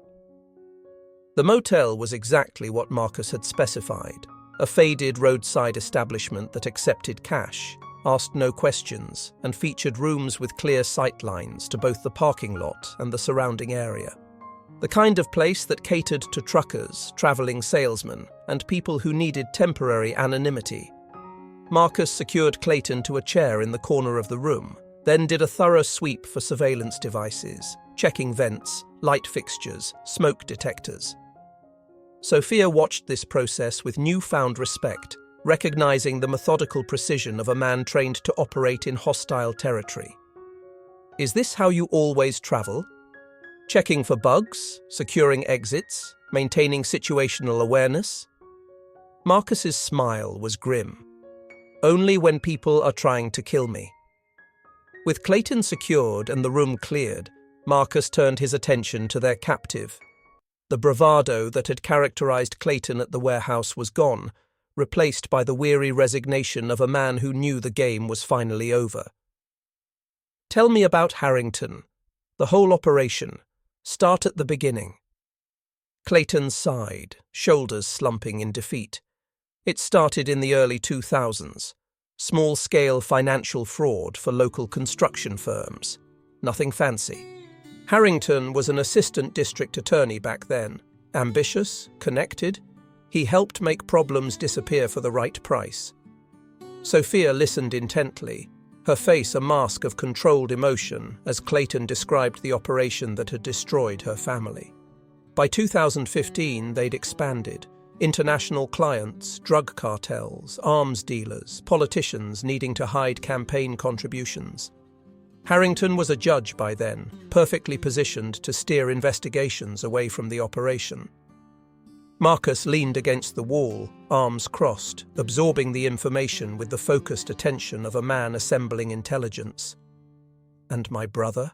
How did he get involved? Clayton's laugh was bitter.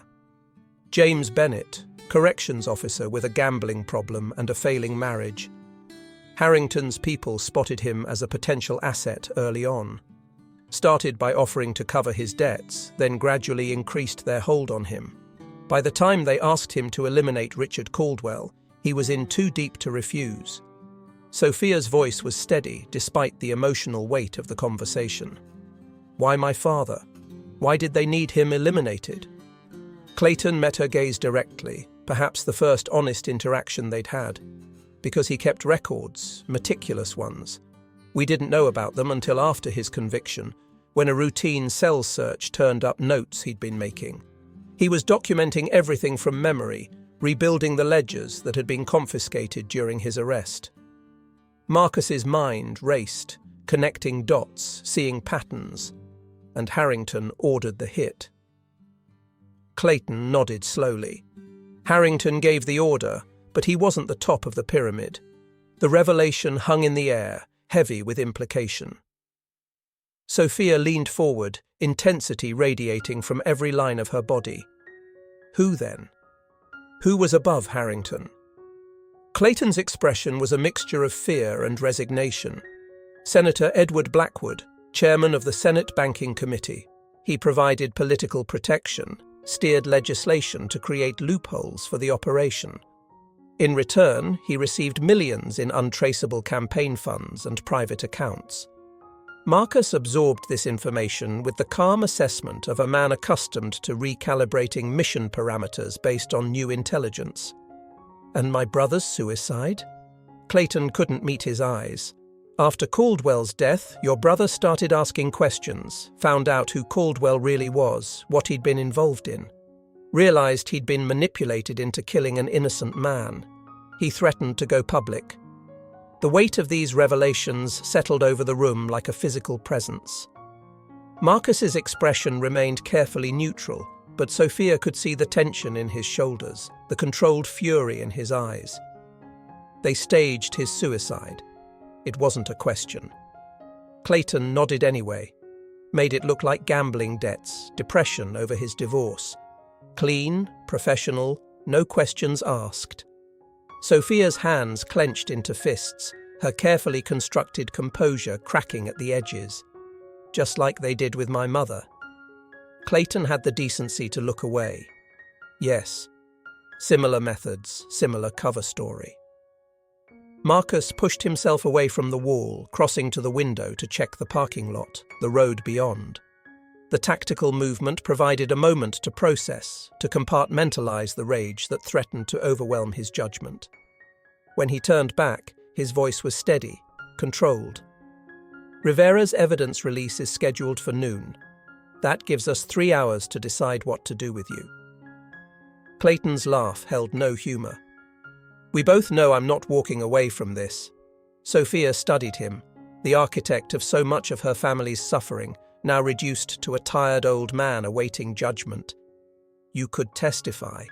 Tell a jury what you've told us. Clayton shook his head. Blackwood's people would find me in any prison, any witness protection program. I'd be dead within a week. Marcus recognized the truth in this assessment. Men like Blackwood didn't leave loose ends, didn't allow witnesses to testify against them. Clayton's knowledge made him valuable, but also marked him for elimination the moment he was in custody.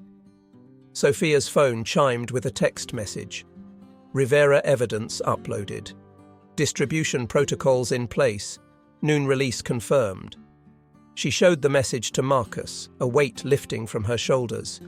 7 years of work, of planning, of building an identity and a company and a life centered around revenge, all culminating in this moment.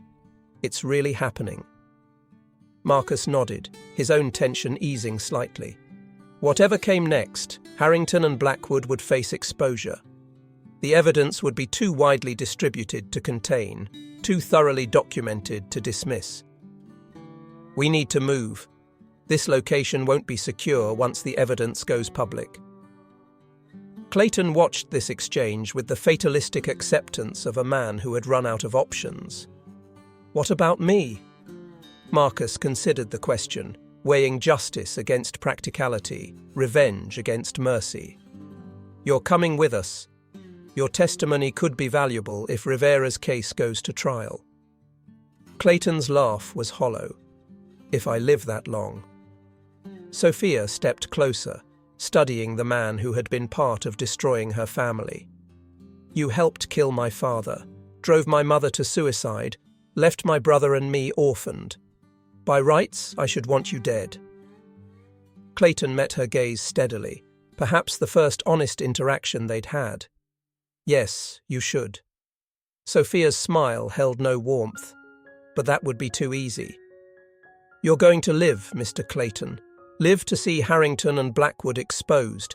Live to testify about their crimes and yours. Live with the consequences of what you've done. The strongest steel gets forged in the hottest fire.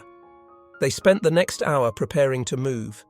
Marcus contacted Derek, confirming that Eleanor had arrived safely at the cabin. The knowledge that his daughter was secure allowed him to focus fully on the immediate challenges. Sophia used a burner phone provided by Rivera to check in with her company, issuing cryptic instructions to her second-in-command about contingency protocols they had established years earlier. Sterling Security Solutions would survive its founder's sudden absence, continuing operations under temporary leadership. At 11:30, they loaded Clayton into the back of the Jeep and departed the motel, heading west on secondary roads that would be less likely to have traffic cameras or police patrols. Their destination was a hunting cabin owned by one of Derek's former rangers, a man who had left the service after losing an arm in the same IED blast that had taken Derek's leg. Marcus drove with the hypervigilance of a man in hostile territory, constantly scanning for threats, varying his speed and route to shake any potential pursuit. Sophia monitored news feeds on a burner phone, watching for the first indications that the evidence had been released as planned. At 12:07, the first headline appeared on a major news site. Breaking: Federal judge implicated in massive financial fraud scheme. Sophia read the article aloud as Marcus navigated a particularly winding stretch of rural highway. Federal Judge Lawrence Harrington has been implicated in what authorities are calling one of the largest financial fraud operations in U.S. history. Documents released simultaneously to multiple news organizations detail a sprawling criminal enterprise involving judicial corruption, financial fraud, and obstruction of justice spanning more than 2 decades. More headlines followed in rapid succession as the coordinated release took effect. Senate Banking Chair Blackwood named in federal corruption probe. Sterling CEO Victoria Sterling revealed as Sophia Caldwell, daughter of wrongfully convicted accountant. Exclusive. Inside the financial fraud operation that corrupted federal judges and senators. By 12:30, the story had exploded across all major news platforms. Rivera sent a text confirming that federal agencies were already issuing statements, securing warrants, preparing for arrests. The evidence was too comprehensive, too well documented to be buried or dismissed. In the back seat, Clayton listened to these developments with the resignation of a man watching the inevitable approach of consequences long delayed. What happens now? Marcus checked the rearview mirror, ensuring they weren't being followed. Now we disappear for a while. Let the system do its work. Sophia put down the phone, her expression a complex mixture of vindication and uncertainty. 7 years. Everything I've done, every decision I've made, every relationship I formed or avoided, all of it was leading to this moment. Marcus recognized the tone in her voice, the sudden emptiness that came when a mission was completed, when purpose evaporated, leaving only the question of what came next. And now?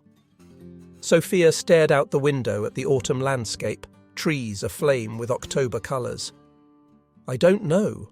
I've been Sophia Caldwell pretending to be Victoria Sterling for so long. I'm not sure who I am without the mission. Marcus understood this disorientation better than most. He'd experienced it himself after leaving the military, after losing Jennifer. The vertigo of purpose lost, of identity unmade. You rebuild. One day at a time. The hunting cabin appeared as the sun began to set, a rustic structure nestled in a clearing surrounded by pine trees. Simple, isolated, defensible. Marcus secured Clayton to a chair in the main room, then did a thorough sweep of the perimeter, checking sight lines, potential approach routes, escape paths. Sophia watched this process with new understanding, seeing beyond the methodical movements to the experiences that had shaped them. Marcus Bennett wasn't just a plumber who had served in the military. He was a man who had been forged in combat, who carried those lessons in every fibre of his being. As night fell, they monitored the unfolding story on the cabin's ancient television. Harrington had been taken into custody, his home and offices raided by FBI agents. Senator Blackwood was reportedly cooperating with authorities, already negotiating terms for reduced charges in exchange for information about higher-level participants in the financial fraud operation. The world was cracking open, secrets spilling into the light, powerful men facing the consequences of decades of corruption. And in a rustic cabin in the woods, Sophia Caldwell watched it unfold with the strange detachment of a woman who had achieved her life's purpose and now stood on the precipice of an unplanned future. Marcus joined her on the cabin's small porch, offering a cup of coffee from a dented percolator they'd found in the kitchen. Rivera called. Harrington is talking, naming names, dates, accounts, trying to save himself by sacrificing others. Sophia accepted the coffee, her hands curling around the mug for warmth in the October chill. And Blackwood? Marcus leaned against the porch railing, his posture relaxed for the first time in days.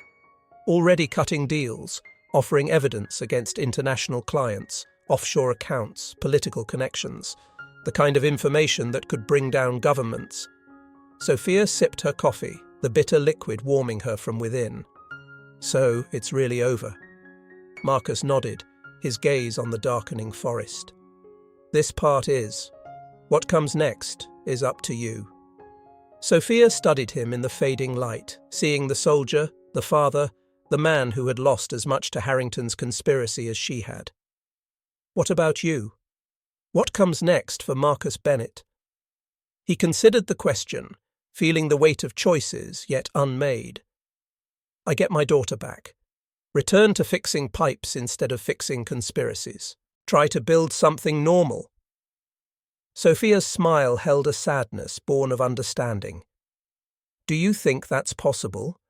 After everything we've seen, everything we've done? Marcus's answer was measured, honest. I don't know, but I owe it to Eleanor to try. They stood in companionable silence as darkness settled over the forest, stars appearing one by one in the clear October sky. Two people from different worlds, drawn together by shared loss, by a conspiracy that had taken their families and altered the courses of their lives. Inside, Clayton slept fitfully in his secured chair, a man haunted by the ghosts of his choices. Tomorrow, Rivera would arrange for his transfer to federal custody, where his testimony would help dismantle what remained of Harrington and Blackwood's network. Marcus's phone